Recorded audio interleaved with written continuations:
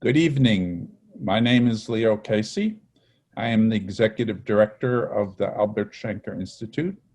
And tonight we are pleased and very proud to present a book conversation for a person who is a member of the Albert Schenker Institute Board, Dr. Susan Moore Johnson of the Harvard Graduate School of Education. Dr. Johnson, in addition to being a friend, is an esteemed scholar of teacher unionism, one of the very first and best. And in recent years, she spent a lot of time writing about how to help new teachers become excellent teachers and how to create schools that are schools in which teachers can thrive, which is the name of her book today. And for a discussant today, we have Dr. Shimon Waronker, who is actually, or once was, a student of Susan's.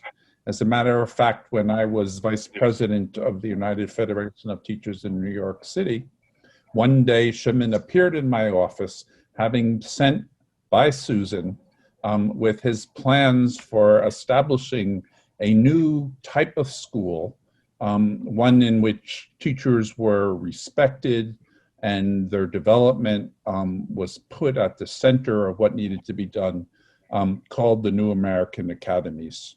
And there are still a number of those schools functioning in New York City. And today, Shimon will be speaking to us from Australia because he has managed to escape what all the rest of us are living through. And he's now the principal of some of the largest Jewish schools in Australia. So without any further ado, let me turn it over to Shimon. Thank you, Leo. It is such a pleasure to see you. And of course, I'm still learning from you, Susan, so you're still my professor. So I just want to say, to me, this is a wonderful learning opportunity because, and I had the opportunity to read your book, and I was saying, of course. And, to me, of course, since I'm a student, it all makes sense to me. But I really wish, and I'm very grateful for the opportunity to be here with you, so that we can share your wisdom to people throughout the world. We're 15 hours difference here, and quite a few people have joined us here from Australia to be able to listen to your wisdom. And I'm grateful for the adjustment of time that you gave, so that folk here would have an opportunity to listen.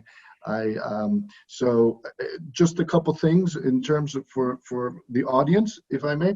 One is we invite participants to write in the Q&A down below. There's the Q&A function. If you have any questions as Susan speak or anything that comes to mind, please make sure you write it down, and towards the end of our session, we will be opening it up for folk for their questions, and we'll try to get it to as many as we can because we have quite a few participants on this call. The second part is that Susan will be speaking, and then I will ask her a few questions of my own because I am her student after all. So I sorry for everybody else. I do take precedence, but then I will add everybody else's questions, God willing. So I'm now going to turn it over to Susan. Susan, please. Thank you so much. Tell us about the wonderful book that just came out. Thanks very much, Shimon. And thanks to all you Aussies for showing up so early in the morning. I've been to your country many times, and I'm very glad to know that you're finally being freed in the center of your city.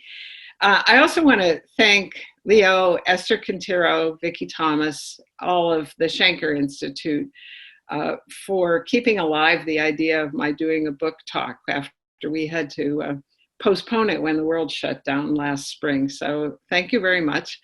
As Shimon said, I'm going to talk for a while, as I do, and then we'll have some discussion and your questions as well. So thank you all for coming. I know that I said to these folks earlier, I think of us as the as the warm-up act for the presidential town halls tonight. So I hope you're not bored.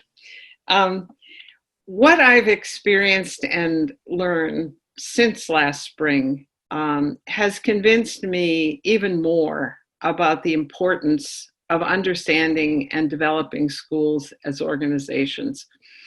Last spring, teachers faced an array of truly daunting challenges in the US and certainly other places, but I'm most familiar with the US. And they did that with very little meaningful guidance at almost any level. These challenges, which really were unprecedented, included how to quickly contact their students, especially students in low-income communities who needed the food and the social services that their schools routinely provided. They had to decide how to ensure that students would have access to technology, something we've heard a lot about, for online instruction, both their computers and their internet. They had to decide what to teach. Would they review old material, add new material, especially when they knew that all students would not be present. And so this was hard. They had to decide how to teach. Should they do so live or asynchronously? I've never really used the word asynchronously in the past. I've never used a word more than I have that one recently. Or should they be hybrid, whatever that means? We could have a whole session on that. What platform to use, how not to lose the social side of instruction, given that the world as a classroom was reduced to the size of a computer screen. How to meet the needs of students, English learners especially, students with disabilities, who rely on one-to-one support and tutoring for their learning. How to track students' participation and progress, which has become called their engagement. How or whether to grade or grant credit. All of these were decisions teachers faced. And it's no surprise that they were exhausted by June. Much attention in the US especially has been directed at the very real economic and racial disparities that COVID revealed. The so-called digital divide, the fact that upper income parents could be present in their homes while their children were doing online learning. Often they were managing another job, other children's learning, but they could be there while the parents of low income students had to leave the house for work. And we saw that that was a serious problem. So I think it's crucial that we see and address these inequities, but I would argue they're only part of the story. The largely untold story from my perspective of this crisis, educational crisis, the one that I want to focus on today is the organizational story. COVID has, in my view, laid bare the school's organizational strengths and weaknesses. These were strengths and weaknesses that preceded the pandemic, but they also determined much about what was possible once schools closed. In poorly organized schools, teachers were accustomed to being isolated in their work. Their schools, which I refer to as egg crate schools, as Dan Lordy and David Tyack did, were compartmentalized. And this meant that as students move from class to class and grade to grade, their learning was not likely to be well coordinated. It was more likely to be uneven and disjointed. But in well-organized schools that were much more like beehives than egg crates, those are my only two metaphors for tonight, the teachers were accustomed to working together regularly and coordinating their efforts on behalf of students. So when COVID hit, those teachers could count on their colleagues to share their knowledge, their skills, and support as they found their way through these difficult challenges together. Meanwhile, in poorly organized schools, teachers were left to their own devices.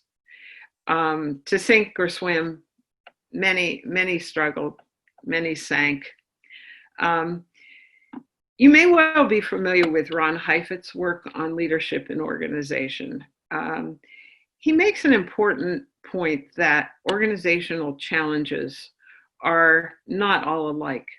Some are technical and some are adaptive.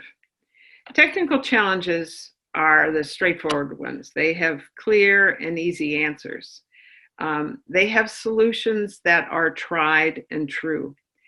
And the example I always think of as a technical challenge is that there is a best way to evacuate a school during a fire drill. I mean, there are certain things that you can say, this is how we do it. But the other challenges, the adaptive challenges, are complex. There's no easy or obvious answer, and the right answers may differ by context. So effectively diagnosing and addressing them requires everyone's engagement and best effort. Most challenges and decisions that educators faced last spring and continue to face today as schools open and close and reopen are adaptive challenges that require well-organized school with all hands on deck. So the question I'm posing today is, how do schools identify and address the adaptive challenges they face, not only during a crisis, but during routine times? What role do principals play, and what role do teachers play?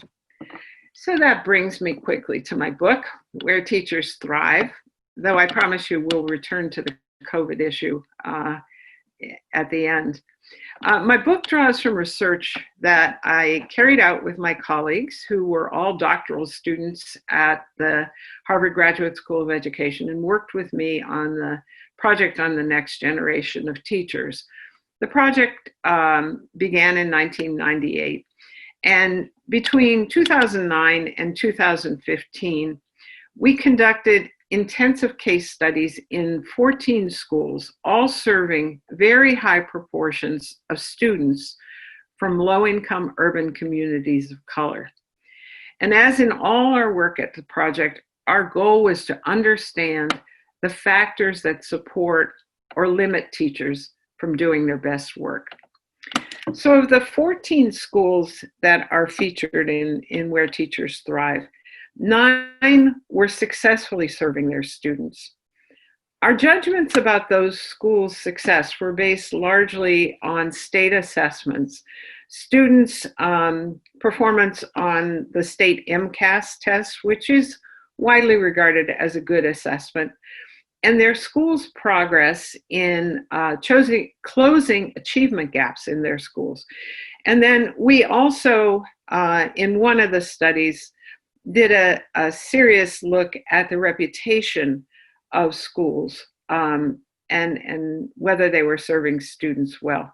We wanted to understand schools that successfully served low-income students in the hope of identifying effective practices that other schools could draw on. And as you read the book, I hope you will come to know those 14 schools well, both the 9 that were successful and the 5 that weren't. So very briefly, what did we learn about successful schools, the schools where teachers thrived? First, in successful schools, teachers were agents of change. They were not objects of change. They were active, respected partners in identifying, diagnosing, and addressing the adaptive challenges their school faced. Before COVID, those were challenges like poor discipline, racial bias in academic tracking, incoherent curriculum, isolation of new teachers, perfunctory but useless teacher evaluation systems. They weren't all, but those were the ones that created the concerns. So what made it likely that teachers would become agents rather than objects of change? More than anything else, and this will be no surprise to many people, the principal's approach to leadership made the difference. Principals defined the roles that teachers could and would play in school improvement. Teachers had to step up, but if the principal made it hard, that kind of ended that process. I found that principals fall on a continuum that runs between instrumental leadership and inclusive leadership. So instrumental leaders discourage or prevent teachers from having a meaningful role in school improvement.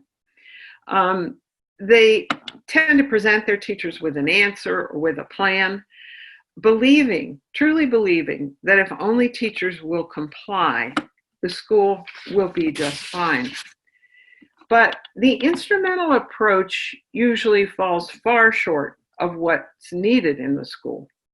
And although the principal may well believe that he has the teacher's buy-in, perhaps they raised their hands in a meeting or nodded in affirmation, they're rarely invested in making his plan work or her plan work if they've not been involved. In contrast, inclusive leaders engage teachers in identifying and solving the most pressing adaptive challenges within the school. They solicit teachers' views and expertise, not because they have to, not because it's a kind of routine that's expected, but because they genuinely believe those views and expertise are valuable. And then together they make a plan for improvement, they refine it, and then everyone commits to implementing that plan together. So I'd like to tell you quickly about two principals whose leadership style, I would say, fall at opposite ends of the continuum. Miss Sterling and Mr. Hines, pretend names, of course, were both urban principals. The size and demographics of their schools were very similar. They served high proportions of students of color whose families lived in poverty. Miss Sterling was principal of Stowe Middle School, and she'd been there in that role more than a decade.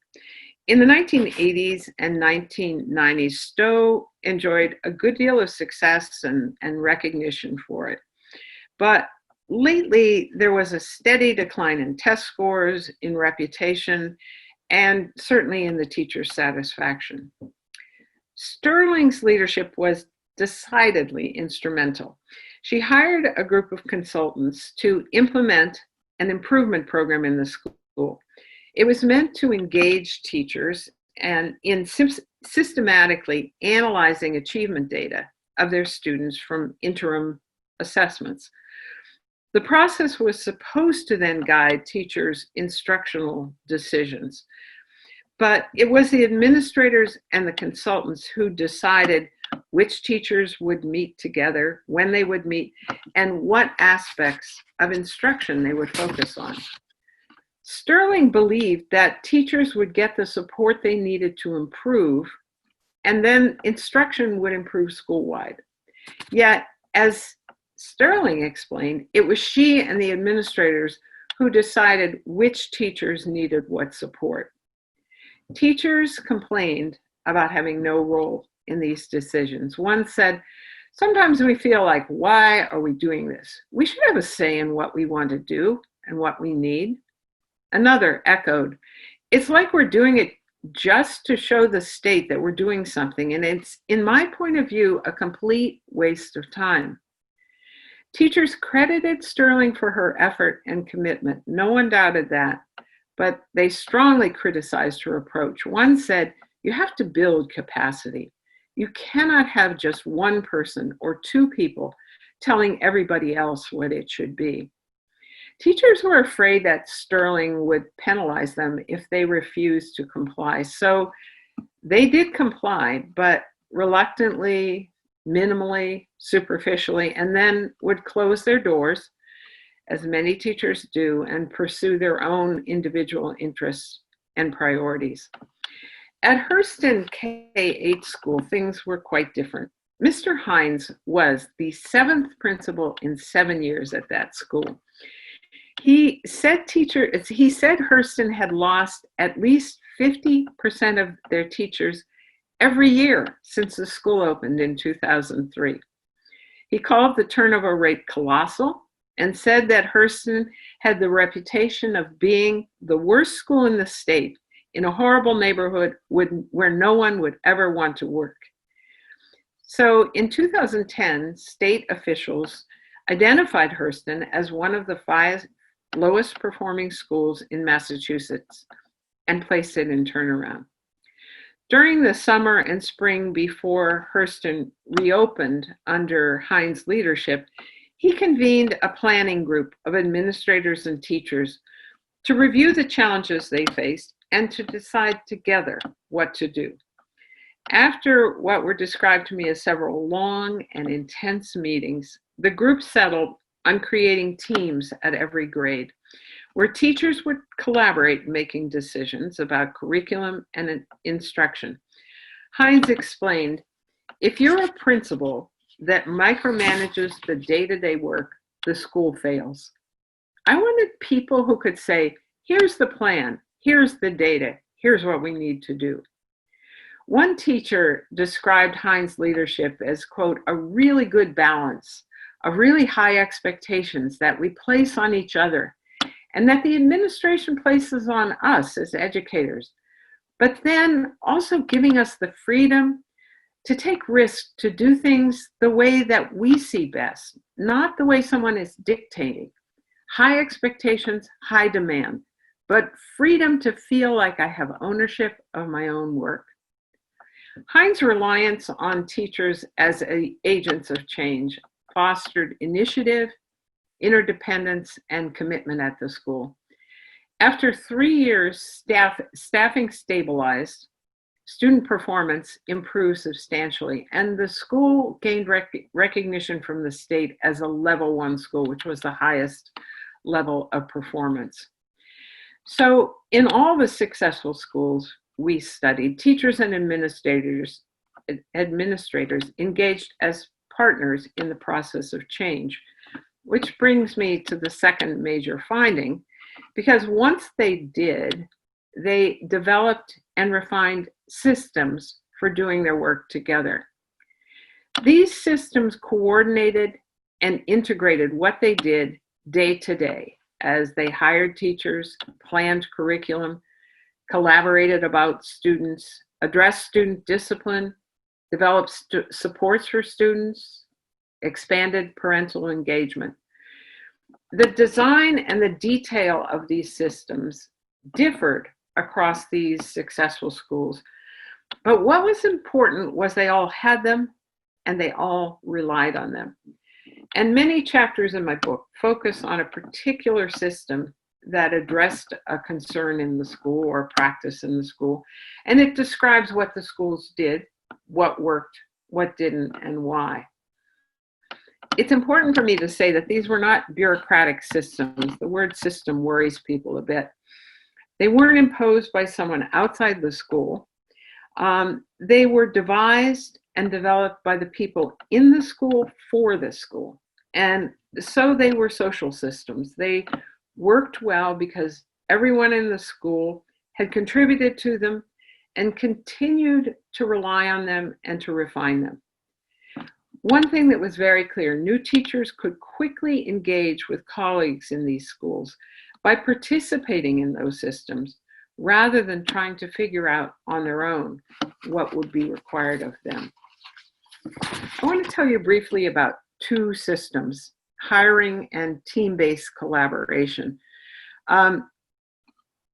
As I said, not all the systems were the same across the school, but these were very similar in the successful schools we studied. And I think they help us understand what it meant to be a strong organization in the context of COVID. So the first one is hiring. Hiring is arguably the most important decision that a school makes. A charter school principal explained it very matter-of-factly. Good hiring matters. If you hire well and you're explicit beforehand, you don't need to fire people. Successful schools approached hiring as a process of what's been called mutual selection. Candidates differ in their interests, their knowledge, their preferences, their experience. Schools also differ markedly in how they educate students, as well as what they can offer and will expect from the teachers they hire. Unless schools' systems for hiring teachers attend both to what the candidates offer and seek and what the schools need and can provide, neither the teacher nor the school, nor ultimately the students, will be well served. Schools had important questions that were not answered by candidates' applications. Most important in these schools was, will they endorse the school's mission? For example, one principal described her school's mission as that of social justice. She explained that she and her teachers knew, quote, "This school is altering the course of students' lives. We're on a mission, and if you don't see yourself fitting in here, we welcome you to go elsewhere." Great way to start a job interview. Schools need to know whether candidates have the commitment and skills required to teach our students well. And often that meant both realizing students' needs and their tremendous potential. Will they truly collaborate with colleagues or just pretend? Because as you'll see, collaboration was central to the success of these schools. Are they determined to improve their teaching? Do they have what Carol Dweck has popularized as a growth mindset? And people in these schools talked about growth mindset. So successful schools had developed a multi-step hiring process. They actively recruited a diverse pool of candidates from conventional and unconventional sources, including Craigslist and community agencies. They looked far and wide. Other schools, they were often poaching teachers from other schools. They screened applicants carefully by phone or online with the school's criteria in mind. And they organized school visits for candidates to observe classes, see the school at work, and to meet with current teachers. And perhaps most important, they asked candidates to conduct teaching demonstrations, or demos as they were called. Often, the demo also included receiving feedback from the principal following the teaching. And several principals said they learned the most about their candidates' potential for growth by watching them respond to their feedback. So a hiring system like this is logistically very demanding, takes a lot of time, and requires a lot of work. But principals and teachers repeatedly told us of its benefits. Well-informed decisions meant less turnover due to bad matches. Current teachers who participated in hiring new colleagues came to know them, were confident about their potential, and were more likely to invest in their success when they arrived. And the new teachers themselves could prepare well for their positions because they were informed about the school and about its students. The second system I want to talk about is teacher teams for collaboration. 20 years ago, very few teachers participated in teams. Now it's very common, but not all teacher teams are effective. So all but one of the successful schools we studied relied on a well-organized system of teams for collaboration. They had common features in these successful schools. One is they had a clear and important purpose that teachers understood and shared. Amy Edmondson, whose work on teaming is outstanding, calls it an aspirational purpose. And for these schools, it was linked to the school mission. The schedule for the school provided common planning time for teachers of the same grade, level, subject, or student cluster so they could meet together. Team meetings happened at least once a week, but many schools much more often, in some daily. Team time was importantly protected. It was absolutely inviolable. No one would announce an assembly happening in the middle of the teachers' team meetings. Teams used their time to work together, not simply to work side by side, as many teachers will describe happens in some schools, and to learn. Meetings usually focused almost always on two topics. One was content, that was the shorthand name, the curriculum, instruction, and assessment that the teachers were involved in. And the second was the cohort of students they served, both the students individually and as a group. How are they doing? What do they need? What should we do differently for them? Teams were usually facilitated by teacher leaders, and in 3 of the 6 schools we studied in the last year, those teacher leaders were trained, supervised, and received a substantial stipend for their work.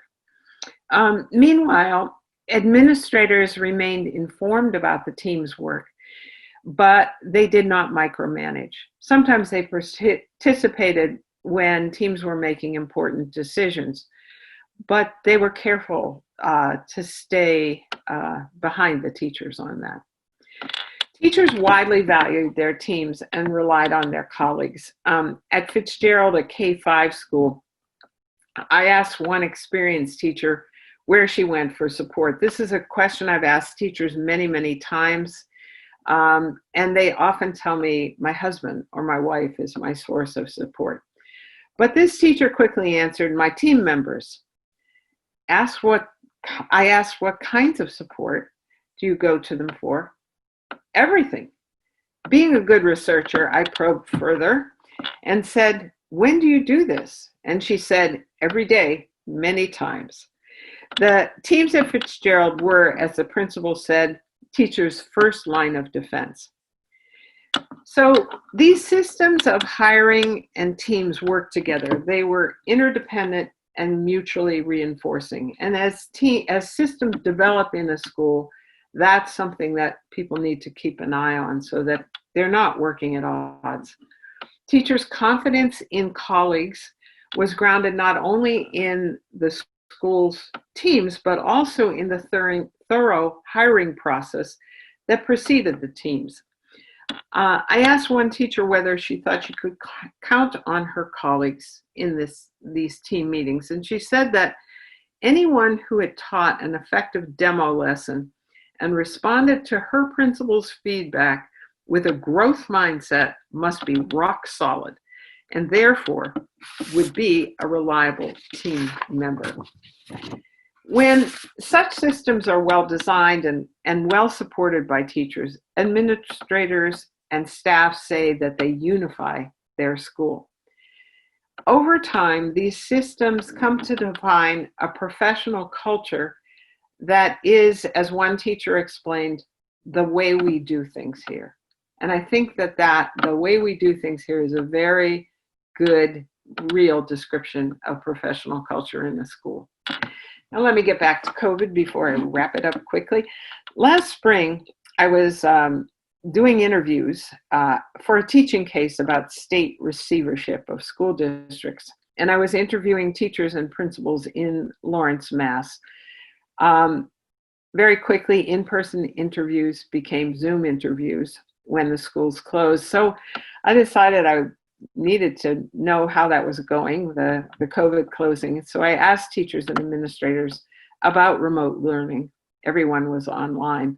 Now, Lawrence is what's called in our state, I think many, a gateway city for immigrants. It's the poorest city in the state. And through the summer, Lawrence had the 3rd highest rate of COVID. Like other low-income districts, Lawrence schools and families were on the wrong side of the digital divide. But the mayor found funds to provide every family with a Chromebook, and companies created hotspots for internet connections. All the schools in this district face similar challenges. So it wasn't about wealthy and poor communities there. It was about how does the whole district deal with poverty and this sudden closure. Despite the fact that they faced similar circumstances, some were much better organized than others to respond quickly and effectively to the uncertainty and to the disruption caused by the pandemic. In schools where teachers were used to working alone, they continued to do so. They created work packets with assignments for students to complete. They sometimes convened their classes virtually so that students could see each other. They were concerned about their students, but they were struggling with this entirely new set of adaptive challenges. One middle school teacher explained, I have pretty free reign over my curriculum and autonomy in the choices of books I teach and what I'm doing with kids. But during the first few weeks of remote learning, I didn't know who was in charge of anything, really. So I made my own decisions. I post 4 lessons that are usually connected somehow on Sunday night, and they're due by Friday. I'm mostly sticking with the curriculum that I had planned this spring, but I'm doing it much slower. So really, we're only doing about 25% of the curriculum that I had planned. And I'd say 25% of my kids are missing in action, and I think they would prefer it that way. So that's been a challenge. In another secondary school, a teacher said, so it's been chaotic and we've been just doing the best that we can. I don't think there's anything similar about any of the classes in this school right now. Admin has been giving us guidelines, the state has been giving us guidelines, and we're kind of floundering in the water, trying to do whatever we can. Our priority has been to make sure all of our students are safe and cared for, and then passing. So yes, we would like them to be learning, but that's the kind of 3rd or 4th priority on the list. It's all asynchronous learning here. Meanwhile, schools that already had systems up and running for teachers' collaborative work pivoted quickly from in-person to online instruction. They continued to meet and deliberate regularly, horizontally by grade level or student cohort, vertically by content area. No one was expected to or even allowed to be on their own, and the students were well served. For example, at one middle school, the principal purchased 3 internet domain names, 1 for each grade, 1 for 6, 1 for 7, and 1 for 8. Special ed teachers advised about the design of those sites to be sure that students could easily navigate them. When students logged on at their grade level site, they saw their teachers who posted photos and recorded welcoming greetings. Every student was expected to attend 3 live classes each morning at 9, 10, and 11 for math, ELA, or science. And in those classes, teachers presented short lessons, they were live, and then convened small groups for discussion or for tutoring in their subjects. In the afternoon, students participated in live fitness classes, which were amazing, very creative. One included TikTok videos. The kids seemed to love them. They also signed up for another option, music, counseling, tutoring, or enrichment exercise. They had several hundred slots in tutoring that were available to students with volunteers and associate teachers running them. Meanwhile, teachers continued to attend their regular team meetings online where they shared their questions and their expertise, and they reached agreement about how they should teach, what a daily class should look like, or how much homework to assign. One teacher said that they'd been trained on all the available platforms so that they could choose wisely as a grade level team. Then we've been meeting, she said, as departments, and we've been meeting as grade level teams every other week. So we can be sure that everything runs smoothly. And we've been giving kids little surveys once a week. What do you feel like you're missing still from school? What resources do you need from us? I was especially interested in how the principal of an elementary school responded to the crisis. She was a new principal who had replaced another who had been dismissed the year before. And by all accounts, individual teachers followed their own personal preferences and practices with little attention to what their colleagues did.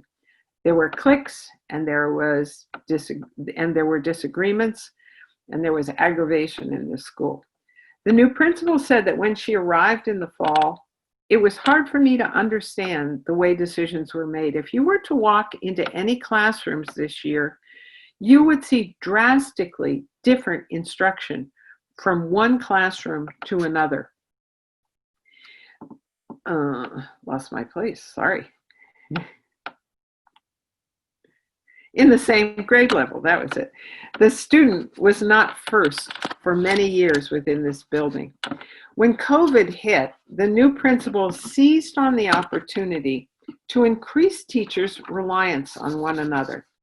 She said, and so we've been organizing right now to build a system of teams around what kids need to learn in this grade level. How do we deliver that instruction? And what do we do for the kiddos that have some unfinished learning that's preventing them from learning the grade level content?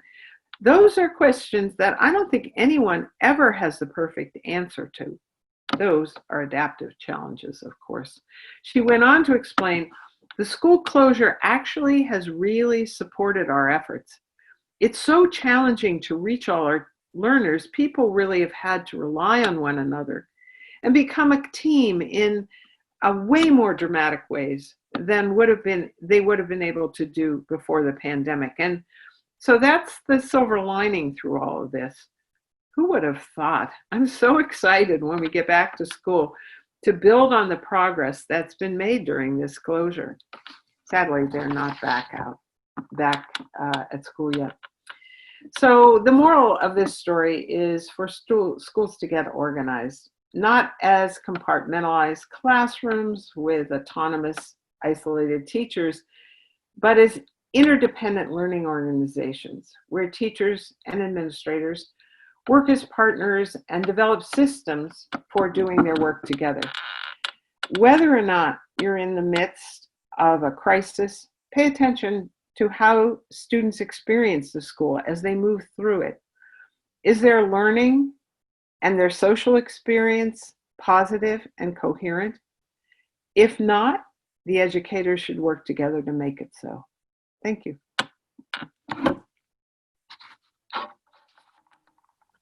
Oh, Susan, that's that was a lot, and I you know, as you were talking, I was internalizing a lot of what you were saying, because it was when you were talking about hiring, and I felt at the New American. I remember when Leo helped me launch New American, and he was there in the hiring process, and Esther came to visit years later to see the hiring process. We had like 30 teachers involved, you know, and we had a 6-step, a multi-process, as you know, in terms of written component, a phone interview, a demo lesson, all of these things that you were mentioning, and it's true. And we talked about mission, you know, and it was to empower learners and inspire leaders to make this a better world. And do you share that mission? And you understand what we want, you know, because they have to be driven by that mission to be able to be part of the team. Yeah. And which leads to teams, right? Which I think are critical to pivot, you know, because more heads are better than one. Yeah, it's just, you know, it sounds simple, but creating those functioning teams and how you write about what are important components that teams need to have, be it the time that they need to have, all the structures and systems engineered in the school so that the teachers can collaborate, you know, because it has to be thought through. You know, you can't just say, okay, you're in a team, right, without providing them the support to right, become teams, right? And so I think these two components, I totally agree with you in terms of as systems that are absolutely necessary to have a school that's driven by a particular mission that is team-based, so that you can get the greatest flexibility for the adaptive challenges that we all face in schools. There are technical challenges. To teach a child how to read is a very technical challenge, but the adaptive challenge, like for instance COVID-19 all of a sudden, and how do we pivot?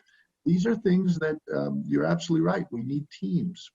So I just want to share. It's like manna to my ear.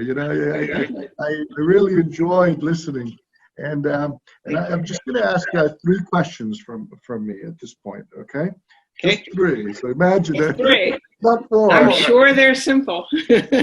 but there are audience members already writing questions. So I'm going to share some of those questions. Now, before I go into the questions, I want to share with everybody that Susan's book can be purchased through the link on the Al Shanker Institute, and there is a 20% off if you want it. And look, I'm advertising for Susan. It's really a great book. I'm going to do a book study here so that everyone can learn some of the best practices, and you get 20% off. So just look in the website, in the Al Shanker Institute website for the code, so that you can get the book, and you can get it online. I got it online and on Kindle. It was fantastic.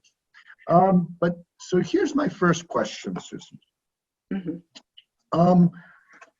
And it's really one about instruction, because that's what we're all about. This what a teacher, they love most is instruction. And this particular part just sort of made me smile.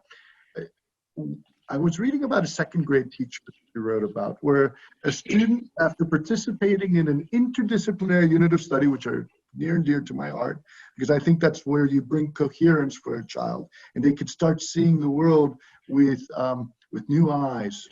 The child drew an animal they remembered, and the teacher recounted, Jose came to me and he said, I drew a toucan. He's on a tree, but there's an epiphyte on it. I was like, and here's the teacher saying, oh my gosh, you remembered the word epiphyte. Could you tell us more? By the way, for those who don't know what an epiphyte is, here's a 2nd grader, right? An epiphyte, of course, is a plant or a bush or something that grows on another tree, let's say, and is not a parasite. It grows on its own, so to speak. It sort of nests there. So here's like, could you tell us more how a teacher could develop such joy in learning through interdisciplinary units? What are the challenges teachers face in the development of such units, and how can we support our teachers to overcome those challenges? Good question. It's a big question. All of these schools had systems for developing their curriculum, and the one that you're talking about featured interdisciplinary units. So I would say that the best way to approach it is together with other teachers who know different parts of the world, and the academic world, the physical world. I think that was a teacher who was just truly excited by her students, and I think that is not at all unusual. But I do think that interdisciplinary learning is this very powerful opportunity for teachers to work together. So, for example, if you have your social studies teachers working with your science teachers on environmental politics, that provides the opportunity for integrated learning, which obviously is very exciting for students.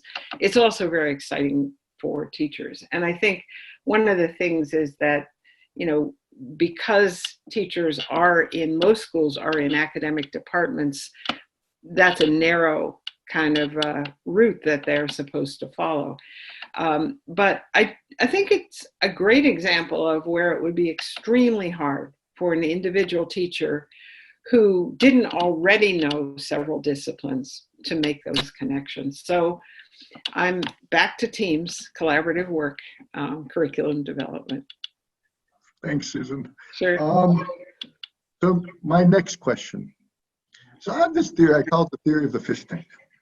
You know, it's a phenomenon in which fish grow the Fish size tank. of, yes, the Fish fish tank. tank. Yeah. So if you have like a little goldfish and you put it in a fish tank, it will only grow yay big. But if you put it in its natural habitat, let's say in a river or an ocean, it'll grow like a foot long. So and so too, in my opinion, between teachers and students. And so to speak, the more expansive the mind of the teacher, the more they can expand the minds of our students. So as leaders, how do we continuously expand the minds of our teachers in order to make that happen?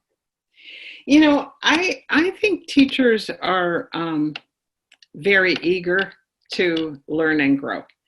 I think that the kind of notion of expanding them is probably not where I would go. I would go to expanding the school as an organization where people can learn and grow.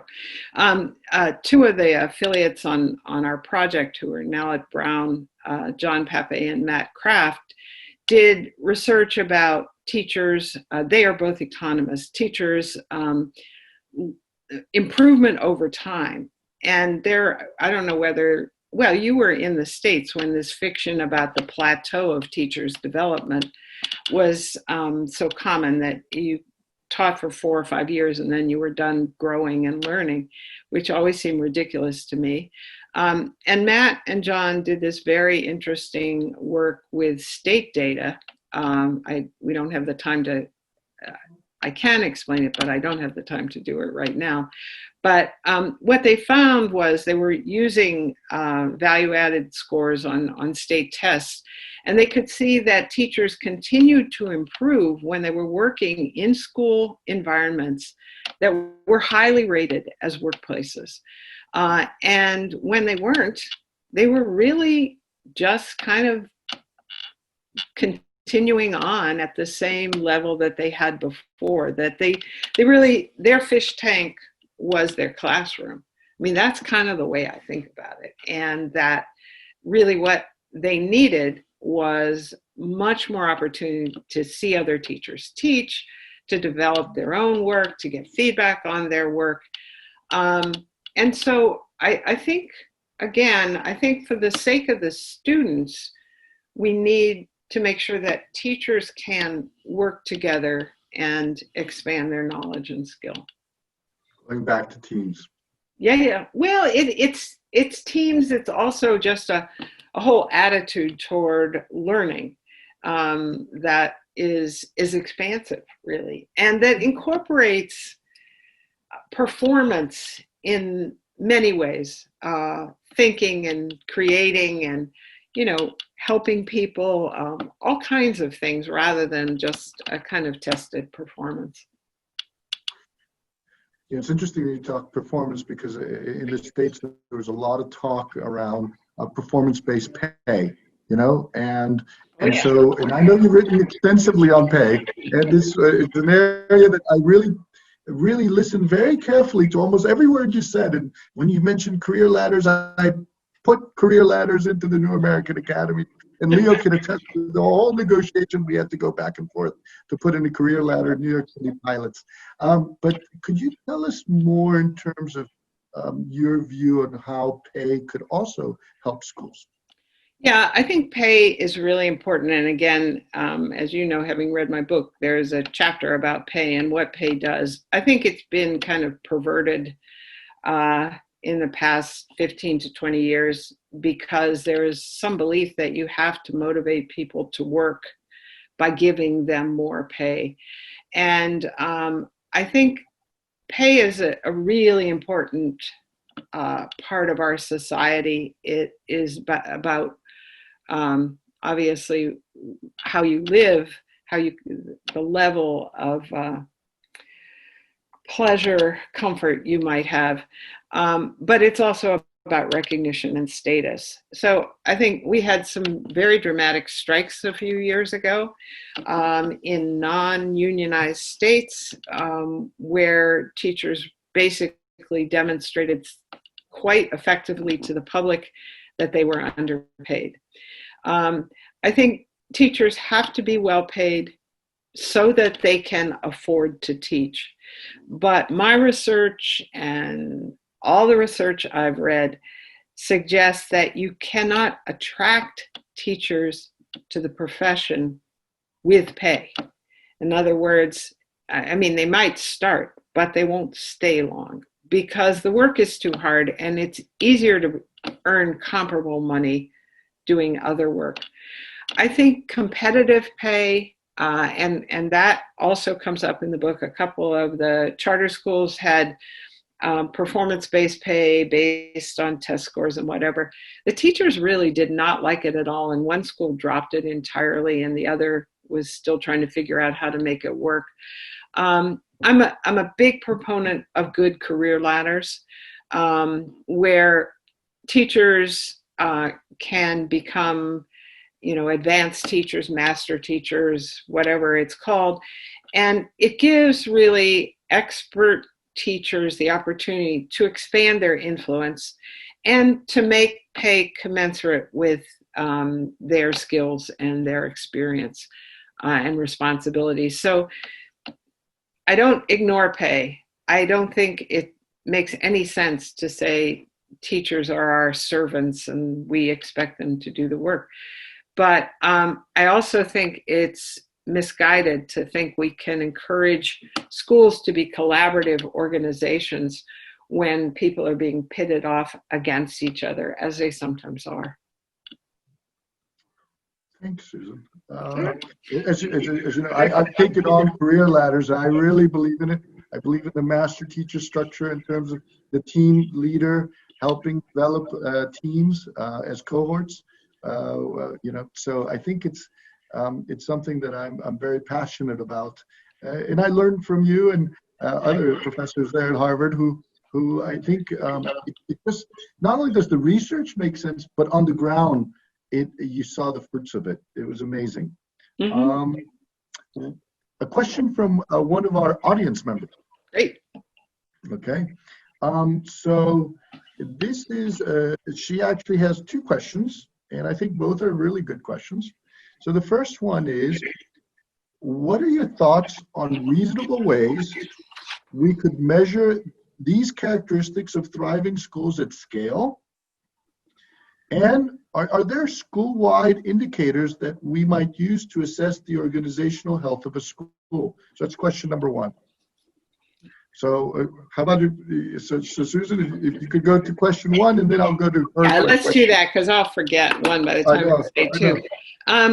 There are lots of scales. It's not something that I routinely use in my work.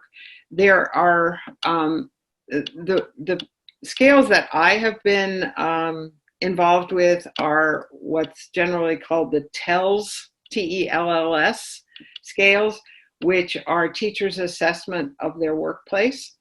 And these, we did a study in Massachusetts and found that when teachers were satisfied with their workplace, in fact, students performed better when you were looking at similar demographics. I think the at scale is a puzzling kind of thing, because ultimately we have to change schools one at a time. And so, yes, we can try to assess, our teams, our school's collaborative, is a school's mission known by people? How does it work? You could figure out ways to assess that.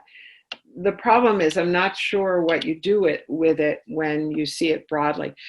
There's some work I wanted to mention that Matt Kraft and Nicole Simon, who were also part of our project, and one other person whose name Melissa Arnold Lyon, did during COVID, and they assessed teachers' satisfaction with their work, their sense of success, before and during COVID, and they administered surveys. And so, I mean, I think there are lots of very interesting studies. They, of course, found, no surprise, that working conditions made a big difference in how teachers viewed their schools. I do think it's really valuable to have some of these other kinds of more qualitative measures to put up alongside student performance. I don't know whether I fully answered it, but let's take question number 2. Sure. One thing I noticed in some of my research on response to COVID and adaptability is the environmental conditions. For instance, percentage of English language learners, special education, institutional poverty, racism, etc., mattered far less than the internal organizational culture and conditions. Was this true in your study, or were these elements external, environmental elements and conditions much stronger? So which one, in your opinion, is stronger? Yeah. Let me just be clear. I didn't do a really thorough study of the school's responses to COVID. This was a kind of, fairly narrow snapshot of what was going on in April and May. But I would definitely say that the organization of the school trumped everything. If schools didn't have devices, if they couldn't reach their kids, there were issues that had to do with equity that were very, very real. But I still saw this tremendous variation within demographically similar schools. And I think that's a really important point. And I know there are lots of people doing lots of studies right now because we have a lot to learn about what's gone on with the COVID. So we will know much more, but from what I can see, the person who wrote the question is right on the money, that in fact, what happens in the school is what matters. And it's certainly what matters to the students in the school and to the other teachers. I am very worried about who will teach after the pandemic. I want to say that. And I think that we have to be as concerned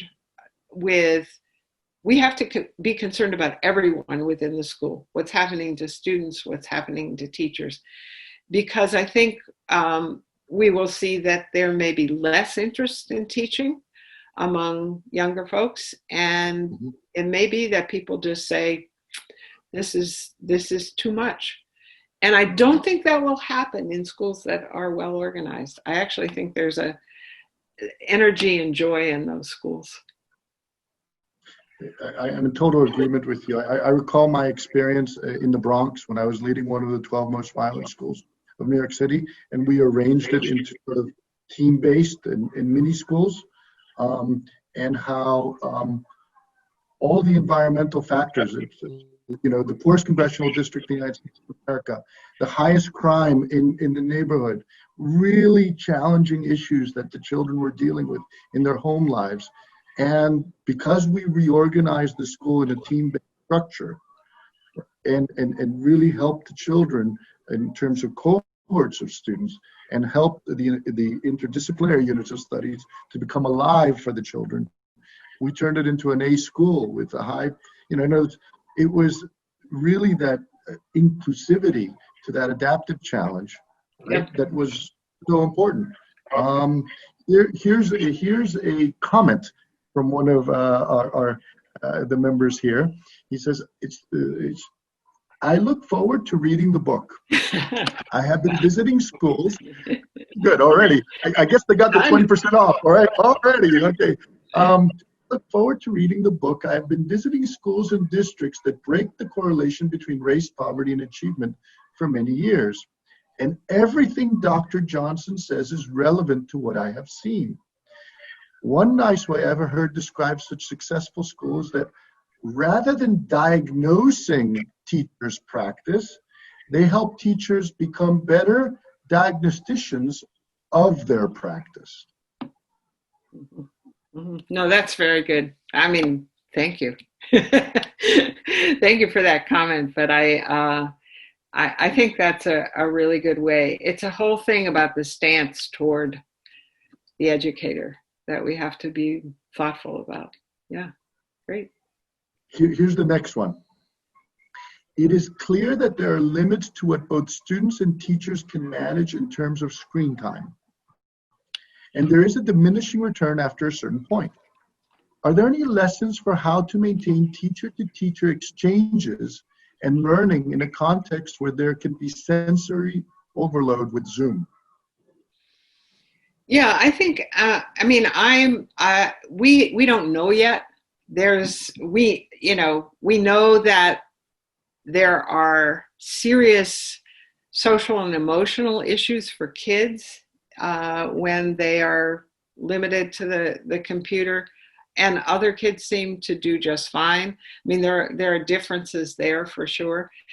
I think for teachers, they don't like to sit in meetings where nothing's happening or where they're just being passive, having to be passive students. So I think for teachers, though, Zoom is better than some people expected.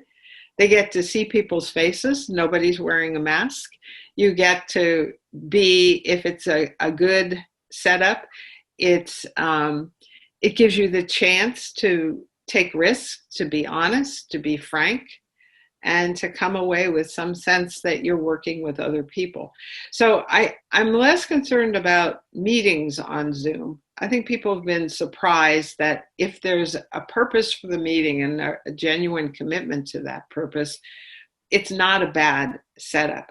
For students, I think it's harder. And I know that many schools are meeting with much better success this fall because people had a chance to prepare for it. So, I don't know whether I don't know anything more. I do know that journals and book publishers will be flooded with proposals for what we've learned. And I look forward to learning about that. That's for sure, huh? Here's a question.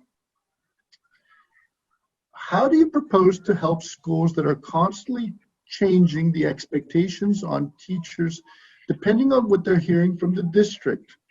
How do you fix an organization from the inside? Those are different things, I think. I think no one has said what's a policy implication, and I think that's part of this question of all this. I think that another real interest of mine is the relationship of the district office and the schools. And, some people think schools should be, following the guidance of the district, and that's what the answer is. And other people say schools should be entirely independent. I think that schools require a certain amount of autonomy so that they can, in fact, develop the systems they need to do their work well. That has to be responsive to district issues that would affect equity or the possibility of students moving from school to school, so the need for some continuity. There are a lot of issues about kids that come up.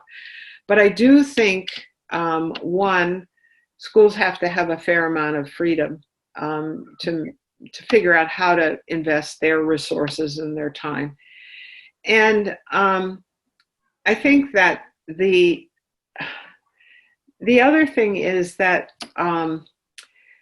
policies, I think that I'm just thinking about what COVID was like here in the spring. There was no policy that was meaningful most places. And everybody from the school on up through the state was waiting for what are the rules. And so the policies need to be coherent. They need to be clear. And they need to have a bottom-up and a top-down element to them, so that in fact the school, which is where the important things happen, actually can make them happen. Right. Another question, but this question is coming from a teacher educator, a person who's training teachers. How can I advise my students to figure out the schools they're interviewing at when they graduate, if they and I don't have contacts there? So what should they be looking for? Yeah, a lot of people who graduate from college and want to be teachers end up working in schools very close to them. I think it's within 15 or 20 miles, and there's good research about that. So that would suggest very close to where they grew up, not where they graduated. Sorry, I didn't say that clearly. So in fact, people do have to invest time in learning about those schools, and in figuring out whether it fits for them. But I also think schools have to figure out how to become more open to prospective candidates, and how to open the school for visits. I mean, so many people end up taking jobs in schools when the schools are closed for the summer and they're meeting with the principal, and suddenly a position opens. And that comes up a lot in our book, how the candidates and the schools can make themselves known to each other. I think most of it that's meaningful is word of mouth. If I know I'm moving to another state and I don't know people there, I'm sure I know people who know people there. I mean, I think it does take effort. The thing is, again, this match at the school is a very personal, individualized kind of experience. And so, I don't think there are databases that would be very helpful. Obviously, you can, in a way that you never could before, you can learn a lot about the schools online. And I can tell you, I've read some websites where I thought, not me, that's not my place, So I think it's possible, but I think it's it really takes some time and visiting and interviewing teachers who have visited various schools before they made a choice. It was incredibly valuable. One guy we interviewed said, well, I could just walk in the school and see that teacher was enforcing the discipline with students who weren't hers, and so I got it. I understood that. So it is a challenge. It is a challenge. Okay, another question. Oh. No, they're just coming in. They Be here till midnight, folks. We're gonna test the presidential candidates here. Yeah. Would you just take the next two questions and then sure. Okay. Absolutely. All right. So the next question. If you become a leader in a school that does not have a spirit of collaboration, a culture of collaboration, what steps should you take to build collaboration, make the school into an intellectually exciting place to teach? Yeah, I think, one of the things I would say about all the systems, and these, in one way or another, we're all collaborative systems, is that you can't suddenly walk in and say, all right, we are about to transform. Everything you've known and done is going to change. I think the best way is to identify a challenge, an adaptive challenge that people really care about and believe that it makes a difference in their work and in their students' learning, and begin to meet about that challenge, to understand it, figure out how do we learn more about it, what are the components, do we all see it similarly, how can we take the first step on this, and then start to address that and build out from there. What I find is that, I mean, teams are so common now that, one thing is to try to help teams be more effective. And I think that list of characteristics of teams suggests, things like they need a schedule that works. They need real work to do. So a school leader has control over a lot of decisions and resources that can encourage or discourage collaboration. But my experience is that once a school has one system that they're making progress on, they very quickly, teachers see, but that's interfering with this, so we have to address this other issue. And it's a gradual process, but again, Hurston School in 3 years went from a terrible place for kids to be to a really exciting and lively place. So it doesn't have to take forever. It doesn't, but you can't walk in as a school leader and say, I have a plan, I've read a book, I have a plan, here we go, because that won't work. All right, so look, I'm trying to make sure I'm trying to keep up with all the questions here. So just give me 1 second.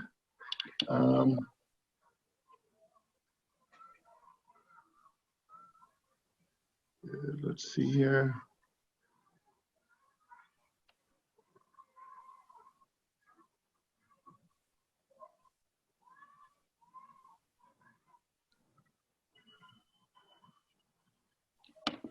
I'm sorry.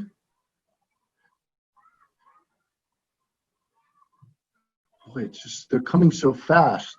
And so it keeps scrolling up, and I'm like trying to look here. Okay, so there was,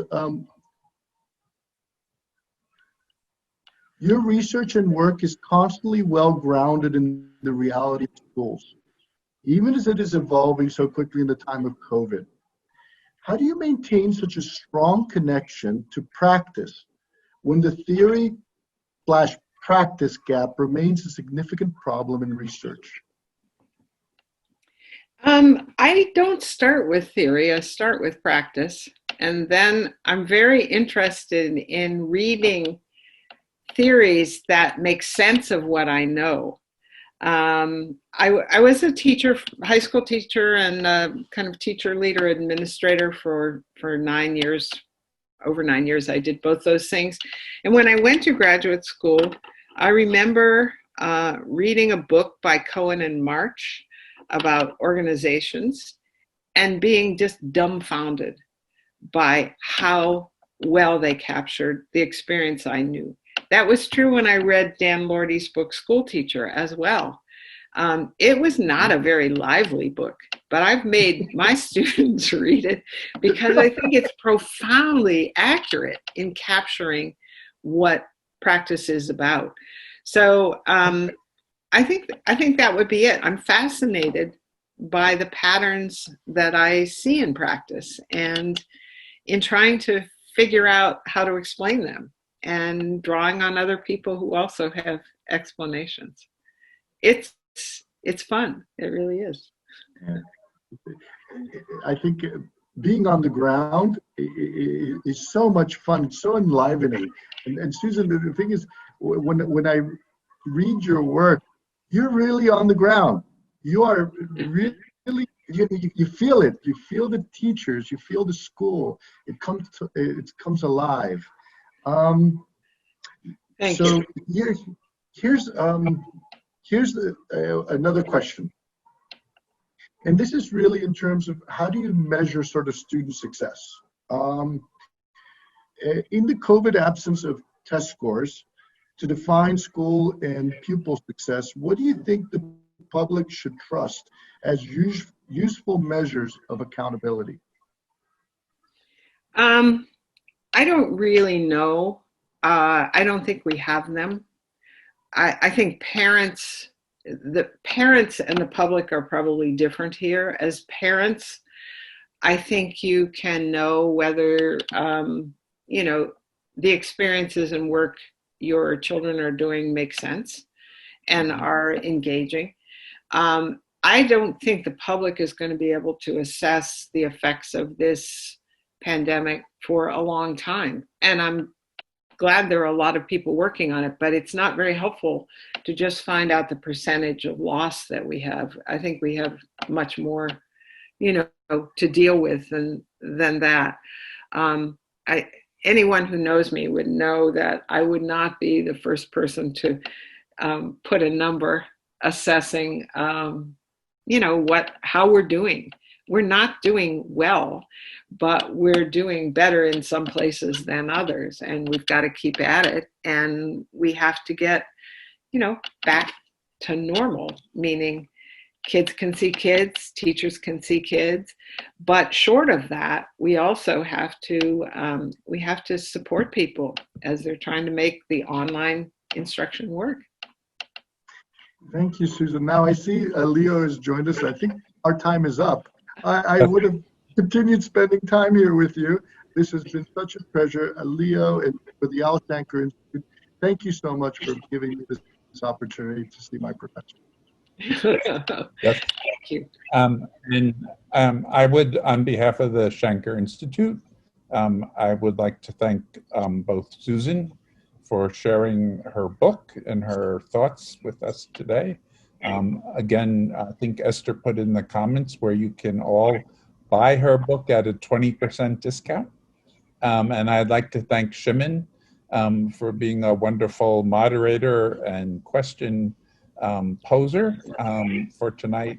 And I would like to thank everyone who turned out for tonight's event. You can now all turn to some interesting movie for the rest of the night. Good evening, everyone. Bye. Thank you all. Bye. Thank you God so bless much. everyone. Be well. Bye-bye.